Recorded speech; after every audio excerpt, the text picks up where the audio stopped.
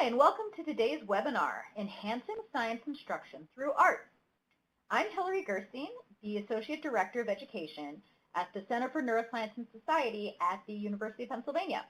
I'll be moderating the webinar today. During this presentation, you'll hear from Dr. Marielle Hardiman about the newest research regarding arts integration in the classroom, and you'll discover the many free resources available for educators on BrainFacts.org. We'll address some questions that the audience submitted at the end of the presentation. So let's get started.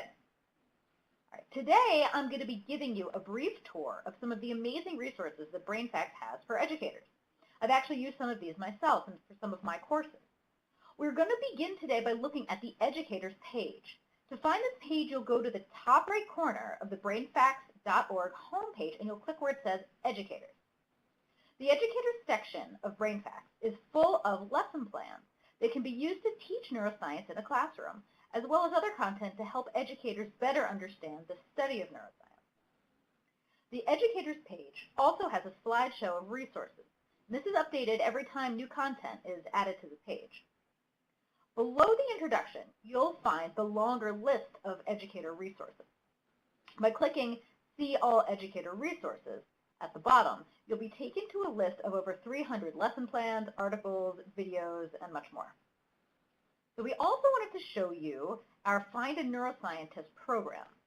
To find this page, you will again click on the Educators button on the top right corner, and then select Find a Neuroscientist on the Subtopics bar. This database is full of neuroscientists who are interested in doing public outreach.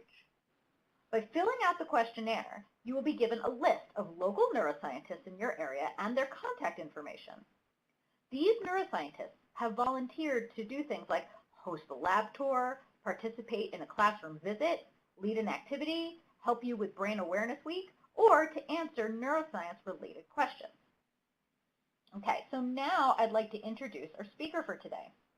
Marielle M. Hardiman is Vice Dean of the Johns Hopkins University School of Education, Professor of Education, and a co-founder of Johns Hopkins Neuroeducation Initiative, a cross-disciplinary program that brings to educators relevant research from the learning science. Before joining Johns Hopkins in 2006, Dr. Hardiman served in the Baltimore City Public Schools for more than 30 years. As the principal of Roland Park Elementary and Middle School, she led the school to its designation as a Blue Ribbon School of Excellence. With the use of the brain-targeted teaching model that Dr. Hardiman developed, the school was recognized nationally for its innovative arts programming. So let's hear from Marielle herself. Thank you so much, Hillary. I'm really excited to be here and want to thank the Society for Neuroscience for inviting me to do this webinar. The first slide that I am showing you here talks about arts education, because my talk today is going to focus on how the arts impact learning. And so we'll talk mostly about arts integration. And I show this to you because really I think about arts as a three-legged stool, if you will, that children need access to discrete art classes, visual and performing arts, to really develop the whole child. There are tons of arts and cultural experiences that are important for students to engage in. Arts integration is different from those two, though. Arts integration is using the arts as a pedagogical tool. In other words, teaching, as they say, with and through the arts. So this is where I'm going to be focusing the talk and showing you some research that we've done here at Hopkins on arts integration. So I'm going to start out, as Hillary mentioned, I was a school principal for many years in Baltimore City schools before I joined the Hopkins faculty. And I have to say, you can see overcoming the shortcomings on this slide. We had a lot of issues that we had to face back in the early 90s when I took over this school. But the most important thing was declining test scores, because we all know what happens in our society today when test scores are not good for a school. After the No Child Left Behind Act in 2001, there were really pretty much high-stakes accountability for schools and teachers and principals. And, you know, along with schools that were not doing so well, there were sanctions. And those sanctions were not always easy for schools to manage and handle. So, like any school principal, what did I do? I made sure that our instruction focused on having children perform well on high-stakes testing. Now, what does that mean? Well, think about it for a minute. What are we testing largely? Reading and mathematics. And how are we testing it? Often just the way you see it in this slide, by students filling in the right bubble on multiple choice tests. So we learned to focus on making sure that our students were doing well, and we hit every number we needed to hit. And here's one example of the many awards and recognitions that my school got over time, because we were focused. We were focused on student achievement in those areas. Yet, with that focus, what I started to see in my school, and I was reading about it nationally, are the unintended consequences of that kind of high-stakes testing. And it's well documented that many subjects suffered because of a focus on, again, tested subjects. So you can see in these images, the arts certainly suffered. But not just the arts. Research shows that fewer students were getting exposed to social studies, geography, history skills, science, especially at the elementary level, was really not being taught to the degree it should. I remember walking in schools and seeing unopened science kits in the back of the classroom. Teachers just didn't have the time.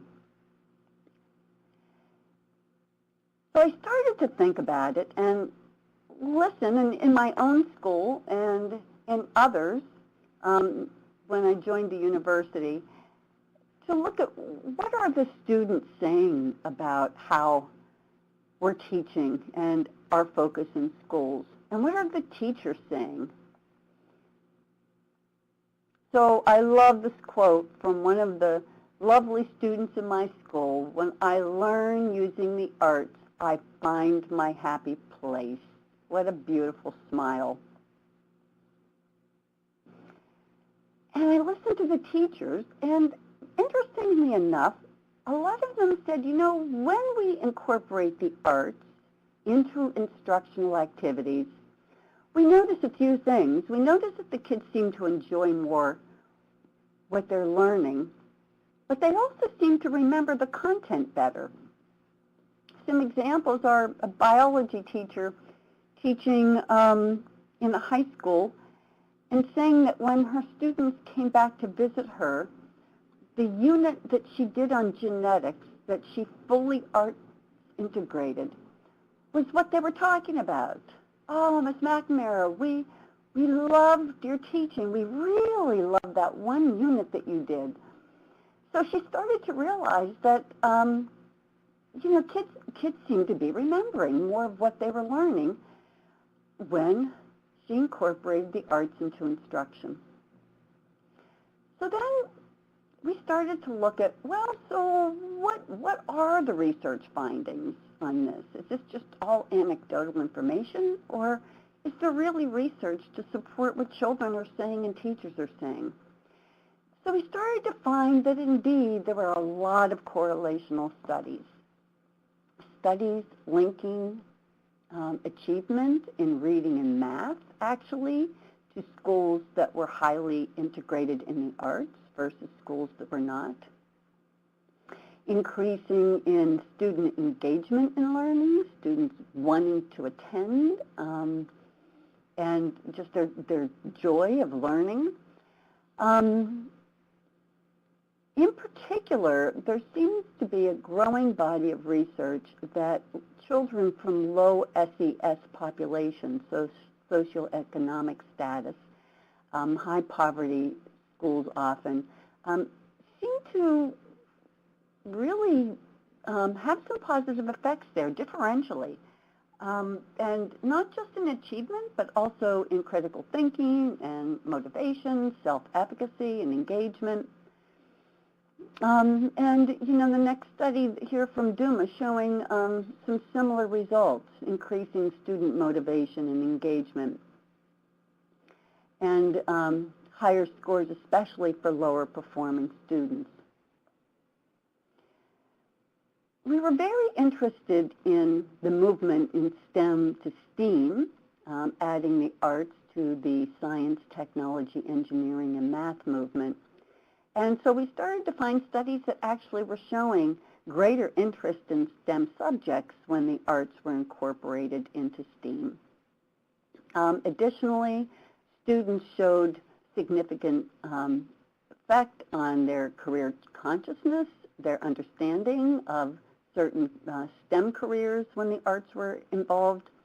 And in one particular study that they did have higher grades, and the arts integration seemed to really impact students' approach to computer coding and programming.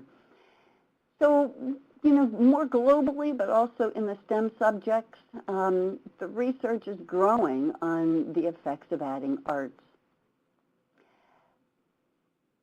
So I want to take us back to what the teacher said about memory, because that started to fascinate me, and my interest in knowing that students have to acquire information because that's the whole purpose of teaching, right? We don't want students to leave the grade and we have to reteach them the next grade. We want students to be able to retain information, especially critical information that they will need to apply in later subjects.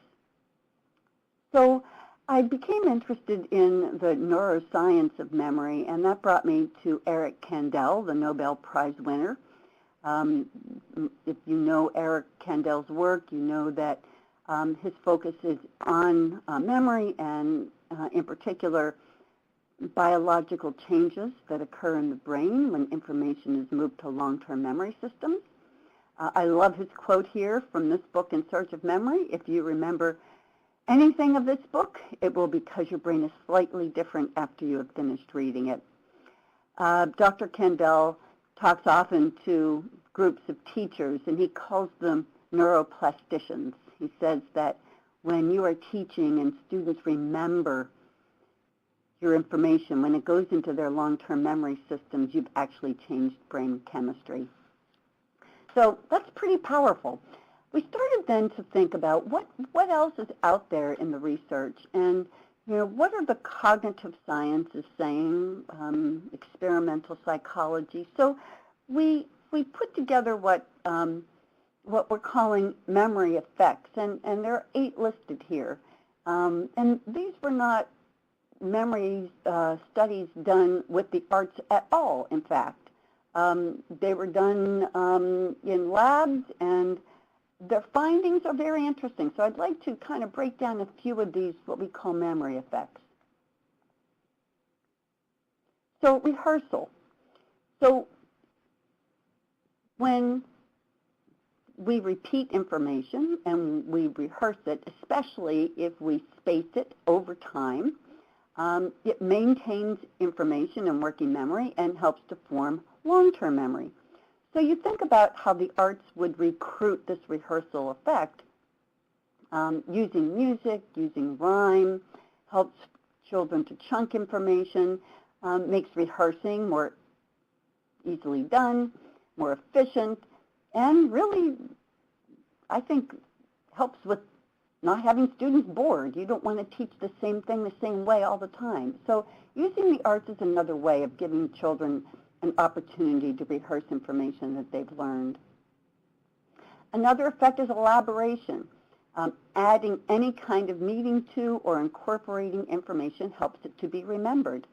So in the arts world, examples might be creating stories or pictures or having students do nonverbal expressions of what they've learned.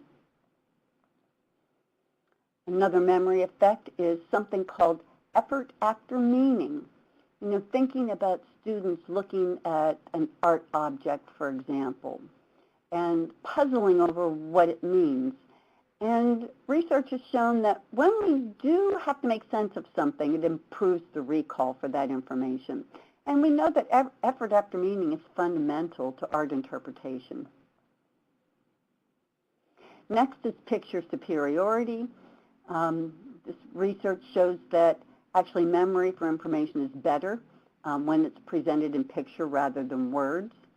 And that the visual arts certainly can be a very powerful tool for helping students to remember and recall information. And then emotional enhancement, we all know about those flashbulb memories, that when our emotions are attached to something that we learn it better. But we know that in general, that information that does elicit emotional responses, whether it's positive or negative, helps us to retain information better than neutral information. So we know that the arts certainly are a powerful tool for helping to express emotions. So taken together, we theorized that the arts actually should be helping with memory because they recruit these memory effects quite naturally. And you can read about that more in the journal Mind, Brain, and Education in our 2011 article. So to summarize the potential benefits of the arts, what we found is that we believe that the arts do enhance long-term retention of information, that they do help students sustain attention and motivation, and there's a lot of research and writing about how the arts help to develop certain thinking dispositions, like persistence to task and reflection on what they've learned. Now here's the question.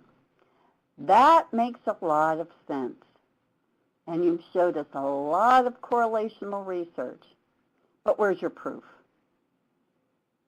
How do you know that there's any causal effect that using the arts actually causes students to learn information better? So my team decided to tackle a randomized controlled trial, and actually we conducted 2 randomized controlled trials across 20 classrooms in the city of Baltimore, where I live. In our first study, we were in one school with 4 randomized classrooms. And then in our second study, we were in 6 schools in 16 classrooms. So I want to talk to you a little bit about how we designed the study and our findings. First of all, we could not find literature that randomized controlled trials had been done before with arts integration. So we took on a big task. We designed 2 and then eventually 4 units of study across 4 science contents: astronomy, environmental science, chemistry, and life science. And in those 4 units, each with about 15 days of instruction, so 15 lessons in each of those units, we wrote treatment and control units and lessons. So, and we matched them.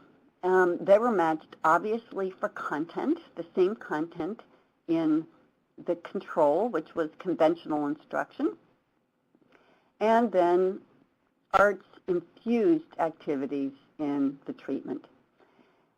We matched for content. Secondly, we matched for timing of the activity, and we thought that was important, something that they called dosage. So, for example, if an art activity may have lasted for a day and a half on one particular content, let's say the phases of the moon, and that same content only lasted for 20 minutes in the conventional instruction, the control condition, then one might say, well, you know, of course your students learned that better. They had more time. So we really carefully matched for timing. Finally, we matched for mode of presentation, and this was tough to do. I'm going to show you a little bit about how we did that. The theory there was that we wanted to make sure that what we were measuring was the arts and not active learning. So we made sure that in any area where there was an arts activity, that we tried to match it with the same modality within control. So here's how we did that. You can see on the left the control, and on the right the matching treatment.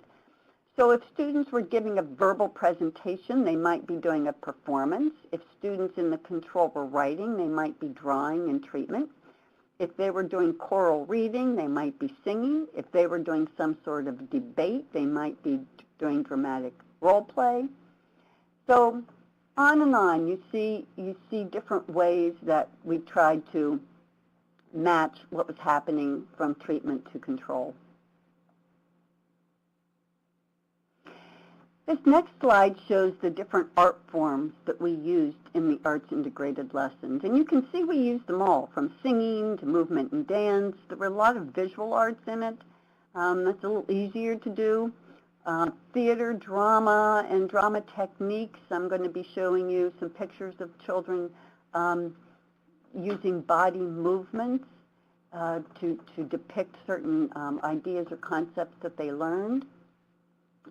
Analysis of arts, a lot of visual journaling and sketching. We tried at first, if students were reluctant and said, well, I can't draw very well, we'd say, well, you doodle, don't you? And the kids would say, yeah, I can doodle. Okay, let's start doodling. And next thing you know, they had really some nice sketches. So this is how we designed our study. We designed it in such a way that we wanted to control for teacher effect. So let's look at teacher 1 in this first column. Teacher 1 taught astronomy, and she taught it the first session, first quarter, were again 15 lessons with pre, post, and testing, to a randomized group of students that I'll call the red group, and she taught that in the arts integrated condition. And then the next quarter, she taught the same unit, non-astronomy, to in the non-arts integrated condition, or the control condition. So all the teachers did that, and so let's follow the red group. The red group had teacher 1 for astronomy in arts integrated condition, and then that same group of randomized students had teacher 4 in the control condition for environmental science. So every student had both conditions and both subject areas. By the way, you might wonder, well, what would make teacher 1 next time she taught astronomy not infuse the arts into the non-arts lesson? And what we did was to have fidelity of treatment folks in every one of our classes. So more than half the time, we had observers looking at the fidelity of implementation and recording that fidelity. And also the lesson plans and the materials were very different. So it would have been pretty hard for a teacher to have bled treatment into control. So now I'm going to show you some pictures of the children. Here's the chemistry unit, and here they're showing movement, something often called tableau, to demonstrate molecules in the states of matter. So here the students are showing that molecules are tightly packed, and that's how they chose to depict the molecules in their tableau. This is one of my favorite pictures. This next group of students decided that they needed to show water that was a little bit less tightly packed than solid, but certainly different from air, from the next level. And so they held hands. And I thought, you know, the beauty of this slide is that how else, except through the arts, would students be engaged in that kind of activity? Just Just really a lovely slide. And here, the students are showing gas, and they're showing nice dance moves and poses to show that gas molecules are further apart. Next unit was astronomy. I'll show you some pictures of that. Here's a student showing the life cycle of a star. Students here are showing the different shapes of galaxies and using their bodies to show the various shapes.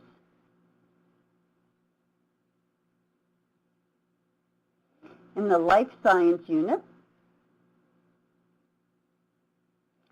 here's a photo of a student showing what they called robot puppets, and they were using the different body systems and drawing the different body systems on the robot puppet. And here is a sample of a lovely drawing of a plant and animal cell. So, what did we measure? I'm going to be focusing here on our first measurement, and that is content assessments. We developed pre-tests, post-tests, and then delayed testing. Delayed testing occurred at about 10 weeks after the post-test, and that's really what we were measuring. We predicted there probably wouldn't be much difference at post-test, but if we saw any difference at all, then it would be at delayed testing.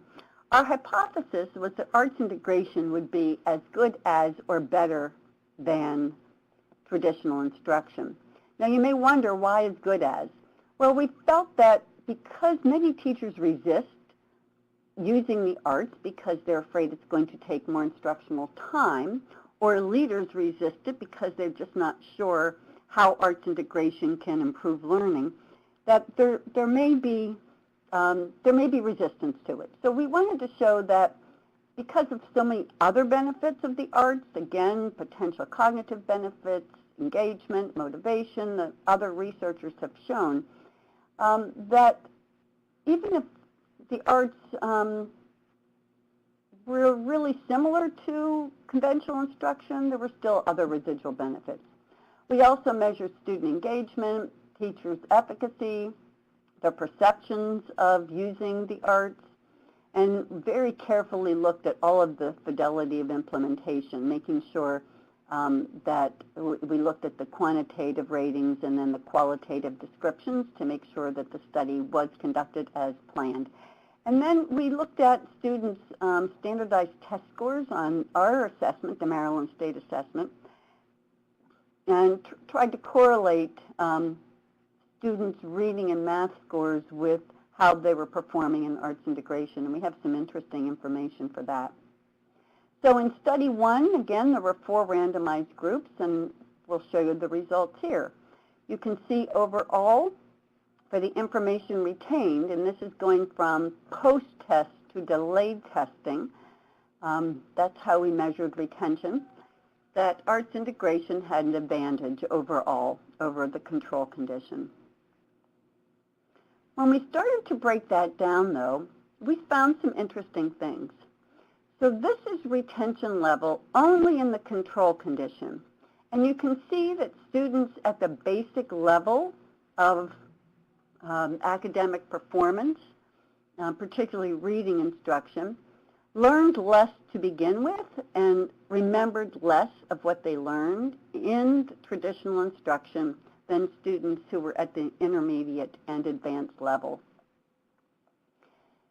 In the arts integrated condition, this is reversed.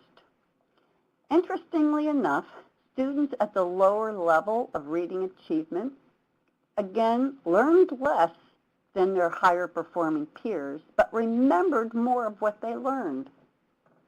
Very interesting. I'll show you another slide so you can see the difference here. The groups were pretty well the same at pre-test, and at post-test they were almost identical. But at delayed testing, the green line there, you can see that the decay of memory is much less for the students in the arts integrated condition. So this is reported in the paper, The Effects of Arts Integration on Long-Term Retention of Academic Content in Mind, Brain, and Education. Now, our second study was conducted next. We had a much larger group of students in more classrooms.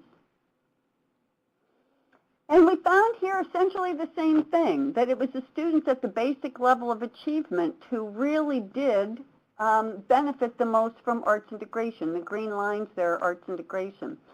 Proficient performed about the same, and advanced, actually there's a little bit of, we're going to come back and talk about this.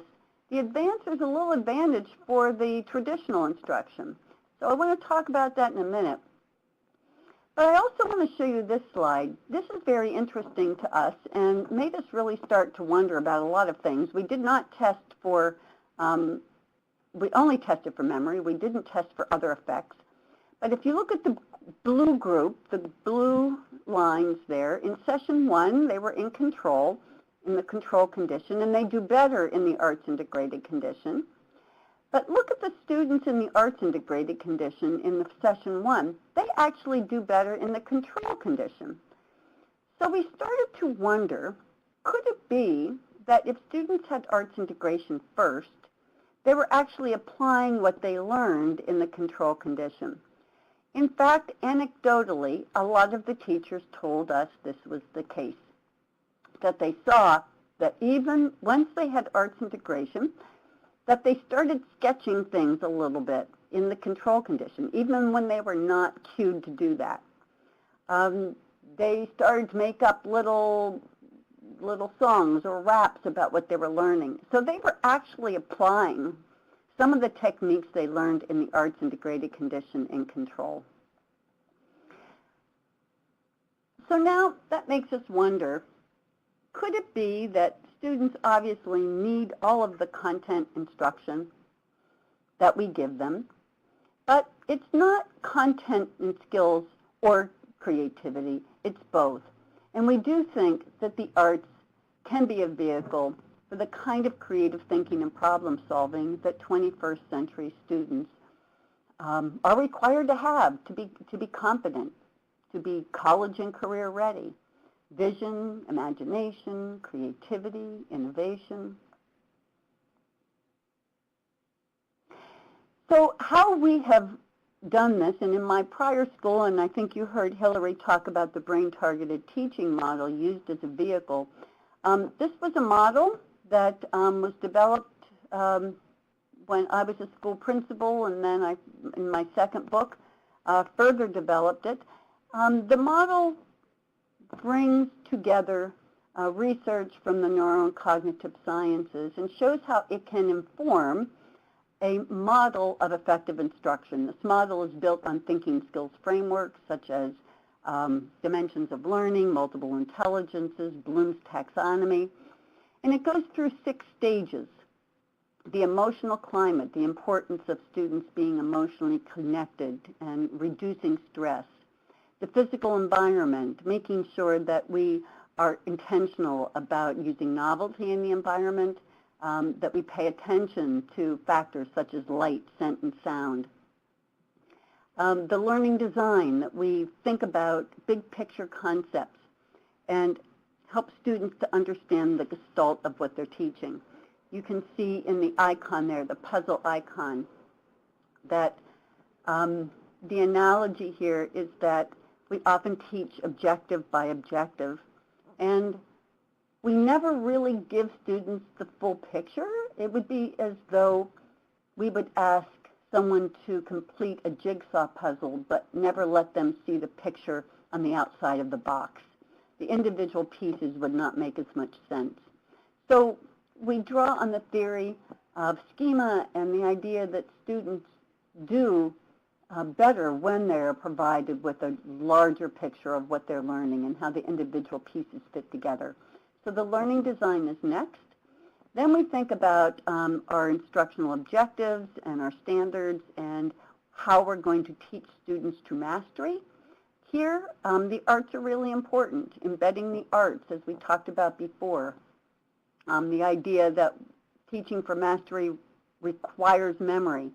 And if the arts can help with that, then we should be thinking about embedding the arts into our instructional program.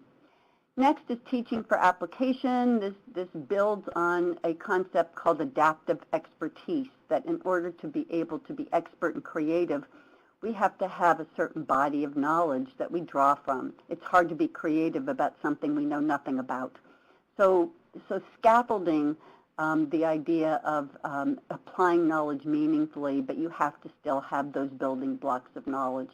And finally, thinking about evaluation, not just evaluation for learning, but for learning. And so evaluation moves through the targets.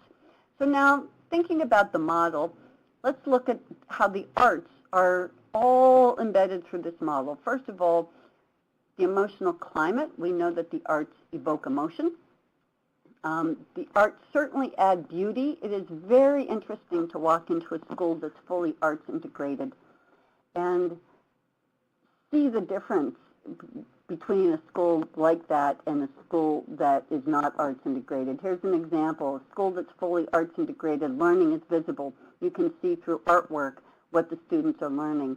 In a school that's not arts integrated, you often see 8.5 by 11 pieces of paper that tell you what the students are learning. Designing learning experience, the third target, certainly visual representations. The arts can make big concepts accessible to students. As I mentioned before, the arts provide for repeated rehearsal and elaboration, various ways to apply learning. And then the idea of the model for evaluating performance really comes from the art portfolio. And portfolio assessment is one area that we often use to evaluate the tasks that students do, performance tasks that students do within this model. So you can learn more about the model and arts integration on the website braintargetedteaching.org. And if you would like, we have a reading companion and study guide. It's a free download from that website. It has questions and links to other studies that you might be interested in. So I'd like to, before I end, I'd like for us to think about some of questions for future research. So first of all, if arts integration seems to help lower performing students retain content better than traditional instruction, how do we think about arts, and can it be a vehicle for closing the achievement gap? It's a big leap, and we can't say that yet, but I think it's something that we need future studies are. Why are lower performing students doing better in both of our studies? The second, does arts integration help to develop those thinking dispositions that can be carried over to general modes of learning? And you know, we didn't test for that, so we don't know, but we certainly saw some evidence of that from our study. And again, the next thing is, does it promote creative thinking and problem solving, as many researchers are suggesting? And then finally, what are the advantages for arts integration for higher performing students? If you do well in traditional instruction, how does arts help you, or does it help you? And I'm hoping that those of you participating will have other ideas for future research. So at this time, I want to thank you and turn it back to Hillary for some questions. Okay, great. Thank you, Marielle. That was really great, really interesting. So we'll move on to some questions from the audience.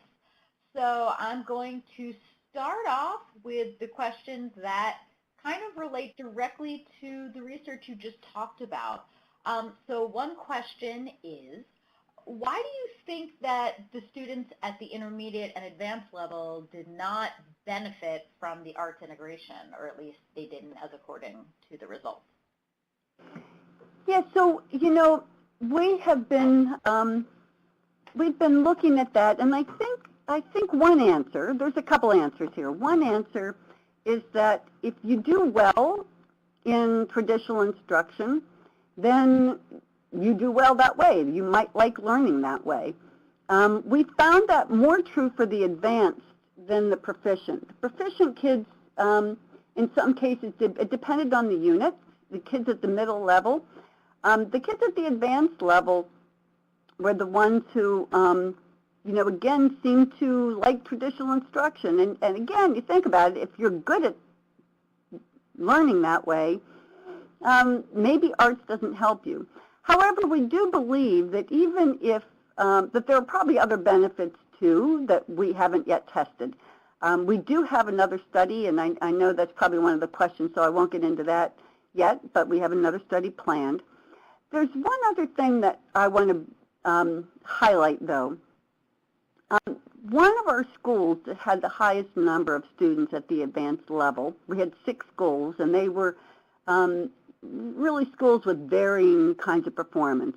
Some schools in Baltimore City that overall were lower performing schools, and one school in particular that was a rather high performing school, and that's where a lot of the advanced students came from. Interestingly enough, that school has been arts integrated for about 10 years.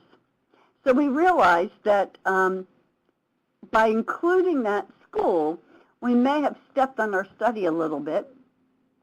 We just didn't really think about or predict that kids would be applying arts integration in other content areas. So I think that muddied a little bit what how those advanced students performed. Similar to the effect that we saw with the groups that I showed you, where the students who had arts integration first did better in control later. I think the students in this school performed pretty well across the board because they had been doing arts integration since they were little. Yeah, that makes a lot of sense. I mean, the idea that students that are already performing at a high level, there's somewhat of a ceiling effect. There's not as much room for further improvement compared to students that were performing at a lower level to begin with. That's really interesting. Exactly. All right, so another question related to your research. What tools were used for the pre and post assessments for the students? And were certified art teachers involved, and what are your thoughts about that? Oh, good questions. So the assessment were curriculum-based assessments, and they were not assessments. They were really, they were just multiple choice assessments. They were kind of standard assessments that any teacher might use, and they were focused on the curriculum. So we made sure that if all the activities had some questions in them that related to the content that we were teaching, both in treatment and control. The question about art teachers, absolutely. Our curriculum writers were a combination of science teachers and art teachers. In fact, actually both of our curriculum writers were not just art teachers, but they're arts integration specialists.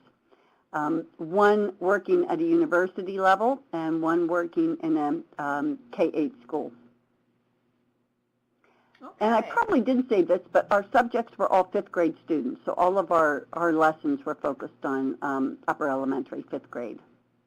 Okay, great. Okay, and so kind of as a next step, there's another question saying, what's the next study that you're currently working on or planning in this vein of research?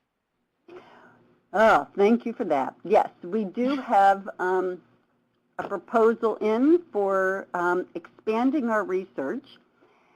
And so we have, I mentioned that we had 4 units. After our first and second study, we went back and took all of the data that we received from the teachers about every activity across all 30 lessons within each unit. So it was a mountain of information. And we found in some cases, teachers told us, this art activity took too long, or it didn't take long enough, or it was a little hard to handle the materials. So all the feedback that we got for both treatment and control helped us to revise those units. So every one of those 8 units have been now revised and ready to be tested again. What we also did was to update the standards in the units. The units now have the fully developed next generation science standards. When we first wrote the units, they were in draft form, so we updated all the standards. And then we added art standards as well, so that we could test for arts standards. In other words, in arts integrated learning, can students master some of the art standards in addition to the content standards that they're supposed to learn? So our next study is going to be a little, well, it'll be similar in that there will be treatment and control. What we plan to do, however, is to measure more across two years, not just one. And this is based on research that shows that typically it takes more than 1 year for students to really gain from arts integration. So based on that body of research, we decided that we would take the 4 units and do 2 units in 4th grade and 2 units in 5th grade, and so that we would follow students. So it would be more of a longitudinal study. We also are adding other measures besides memory. We are adding creativity measures. One of our researchers here at Johns Hopkins, Jonathan Plucker, is an expert in creativity and has developed creativity measures. So we will be using creativity as another measurement. And then we're also going to be looking at rubrics for measuring arts and seeing whether or not students improve in arts skills and abilities the longer they are in arts integrated instruction. So we're taking on a lot in this next study, and but we think it will add to the knowledge and literature that is out there now. And we're finding that we have more students. I've gotten a couple dissertations from students who are replicating our work and finding some similar results too. So, you know, we really hope to jumpstart research in arts integration so that we know, where it works and when it works and how to best do it. Yeah, Let me also say one more thing about the importance of arts educators. In my school, I never would have been able to have a fully arts integrated school if I didn't have arts educators in the building working side by side with my classroom teachers. So arts integration does not replace arts education, and I can't say that strongly enough. That's a good point. Okay, so we have a few more questions. This is a good one. So the studies you talked about, as you said, were 5th graders. So Yes. How do you think this kind of arts integration could be applied in a high school classroom? From our study, we can only probably generalize it to upper elementary. However, we at Johns Hopkins, we have a program called Mind, Brain, and Teaching. And the first course of that program, it's a program, it's a master's certificate, and it's also taught at our doctoral level. And they learn the brain-targeted teaching model. At the master's level, they develop and then implement a brain-targeted teaching unit that has to be fully arts integrated. So we do this in our academic programs. We also do it in professional development. We've done 3 sessions of professional development here of 30 hours with teachers in Baltimore City. And they also develop brain-targeted teaching arts integrated units. So they're doing it across grade levels. So from their experiences, I have found that whether it's a high school or high school mathematics class, or it's a kindergarten class, the arts seem to really bode well for student engagement and learning. And again, we didn't test at the high school level, so it would be hard for me to answer that based on my own data. But from our observation and from some of the other research out there, it really looks promising. I will have to say that this model, brain-targeted teaching, is being used at Johns Hopkins University as well to help those who are at the postdoc level or beginning faculty who may know their content very well but are not really sure about how to teach it. The framework is being used to help them think through how to plan and evaluate lessons. And some of them are using the arts at the university level too, embedded in learning. So I don't think that there's an age range that you would say this is not appropriate. Great. So speaking to the point you made about these resources, we have a question from someone who thinks that this sounds really great and wants to know if these units you used are available for teachers out there to use right now. So if you go on the website, there are lots of different units. And can you remind the viewers which website we're talking about again? It's www.braintargetedteaching.org. Right. And there are lots and lots of sample units. And right now, there is a middle school teacher and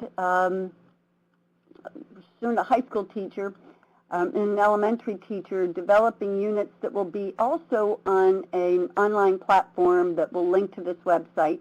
It's called LessonCast. And as opposed to a PowerPoint, it's not static. The teacher will be talking through the lessons and showing really rich images of the various activities that connect with each of the brain targets. Okay, great, great. Okay, so we have a few more broad questions. Let's see.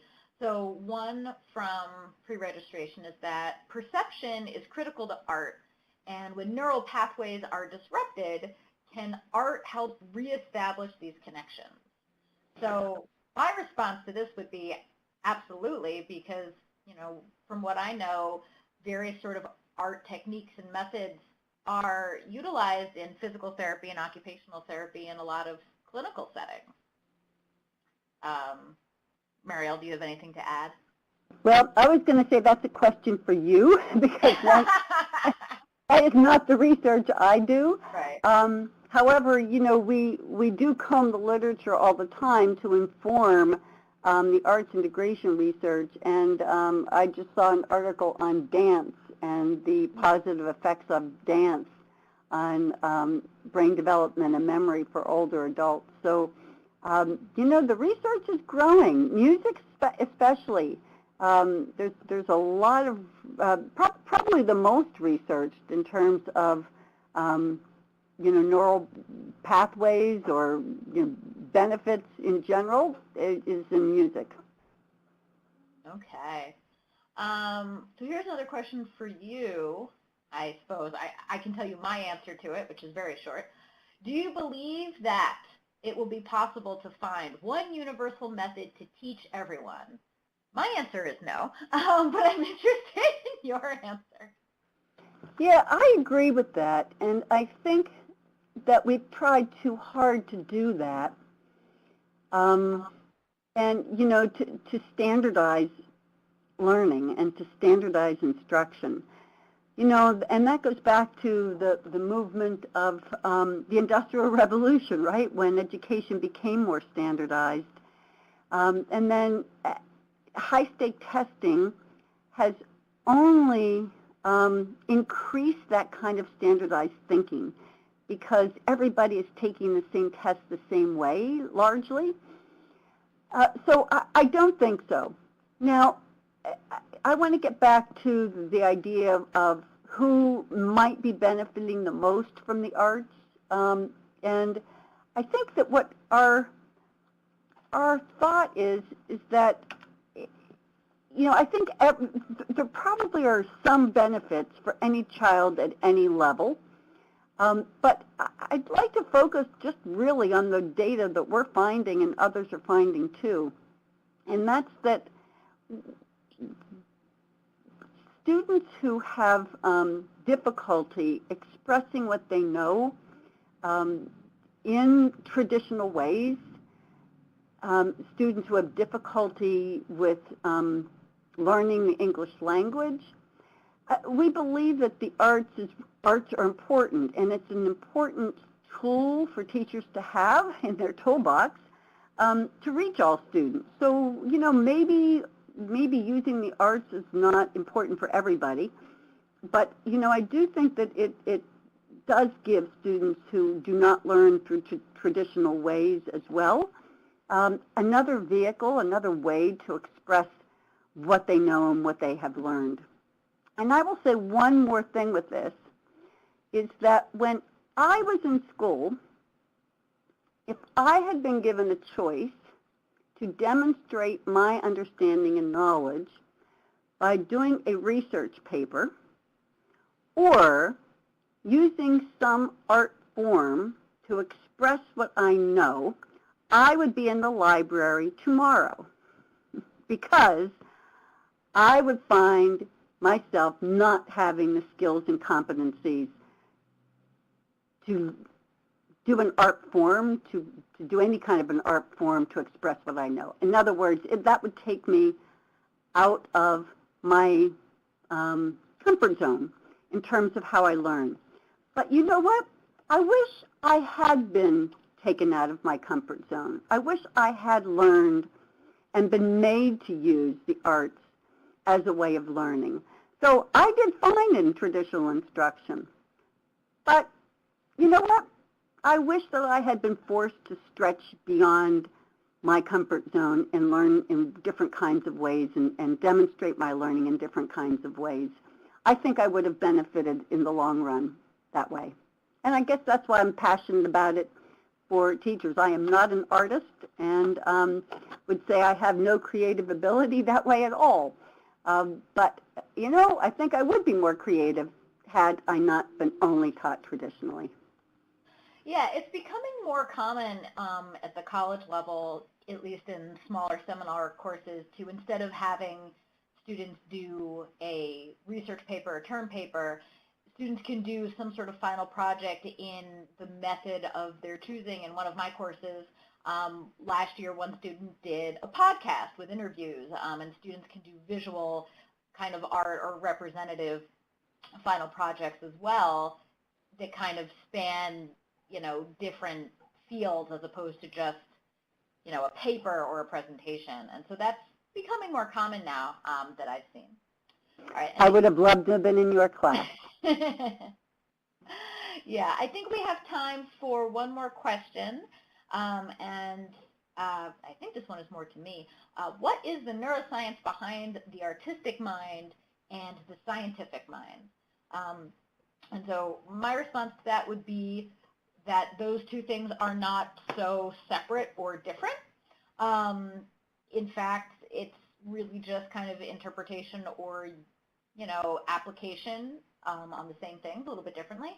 So there's this whole kind of subfield these days called neuroaesthetics, kind of looking at and trying to understand how the cognitive neuroscience of an aesthetic experience works. How does perception work? And what is happening in the brain when you perceive something as beautiful or artistic? And there's a couple books right now for lay people, you don't have to be a scientist to read about it, that people might find interesting. Here at Penn, we have Dr. Anjan Chatterjee. He has a book called The Aesthetic Brain, How We Evolved to Desire Beauty and Enjoy Art. And actually, Eric Kandel, who you mentioned earlier, has a few books about art. His latest one that I see is called Reductionism in Art and Brain Science, Bridging the Culture of Art and Brain Science Together. And both of those are, just very easy reads, open to lay people. If you're interested in thinking about how the artistic mind or how we think about art and how we think about science doesn't have to be as separate as maybe we think they do. So. Yeah. Those are great resources. Yep. Great. Any final comments, Marielle? Well, I just want to thank you and thank the Society for Neuroscience for your interest in the research we've done here. Stay tuned. Hopefully we will continue this line of research and, as I said earlier, expand it into measuring more than just memory. But, you know, I think at the end of the day, we should be thinking more broadly about the arts in terms of policy making and teacher preparation, so that teachers don't feel that they're not prepared to do it, that they feel that that can be one more tool for them to reach all students. And so we're really very much hoping to be able to influence policymakers and those working with teacher preparation programs to do just that. So thank you so much for the opportunity to spread the word. All right. Well, thank you all for watching and participating in this webinar today. After we close, a short survey will come up, and we encourage and appreciate your feedback so we can continue improving BrainFacts.org webinars for all of you. So thanks again, and we look forward to you being part of our future events.